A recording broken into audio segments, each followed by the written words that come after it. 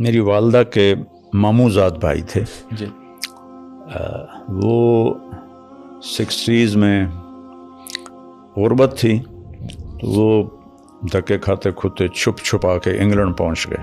ٹھیک ہے. یعنی لیگلی نہیں گئے ویسے. اس وقت بہت لوگ تھے اس طرح بری جہازوں پہ جاتے تھے. ہاں جی, تب تو 80 سے تو ویزا بھی نہیں تھا, تو کوئی نہ کوئی صورت بن میں جاتی تھی. 82 میں گیا ہوں بغیر ویزے کے. اچھا. ہاں, پھر 83 میں گیا ہوں, کوئی ویزا نہیں.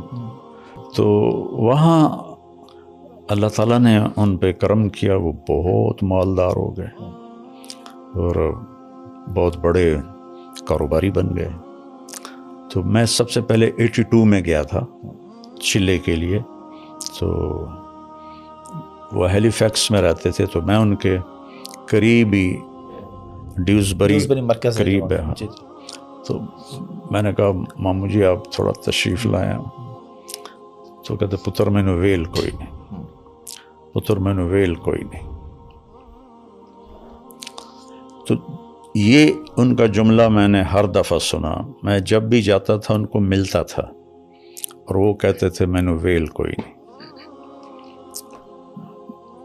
2000 میں میری امریکہ سے واپسی تھی, جماعت میں ہی ہم گئے ہوئے تھے امریکہ, وہاں سے واپسی ہو رہی تھی. لندن پہنچا ہوں تو وہاں ان کی کال آ گئے مینو آ کے مل.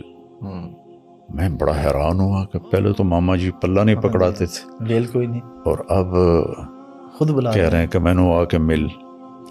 وہ پھر ڈیوزبری پہنچنے تک ان کے کتنے فون آ گئے.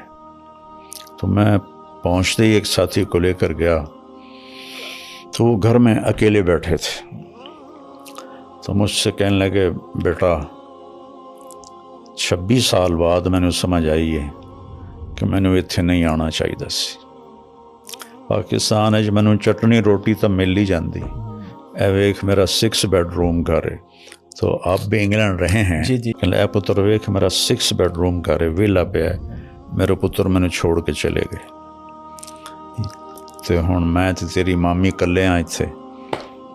تو میں ساری کاروبار پراپرٹی کرائے تے چڑھا دیتی, کاروبار بند کر دیتا. میں کہ میرا پتر ہی نہیں تھا میں کی کرنا. وہ بھی مینو کرایہ اتنا آ جاندہ ہے کہ مینو سمجھ نہیں آمدی میں خرچ کتنے کراں. تو میری مامی کہنے لگی پتر اے ملک ویکھن دے ہیں رہن دے نہیں ہیں. یہ تو میں اتنے سالوں سے جا رہا ہوں, 42-44 سال ہو گئے مجھے یورپ امریکہ پھرتے ہوئے. تو میں نے دیکھ لیا کہ وہ رہنے کے نہیں ہیں, دیکھنے کے.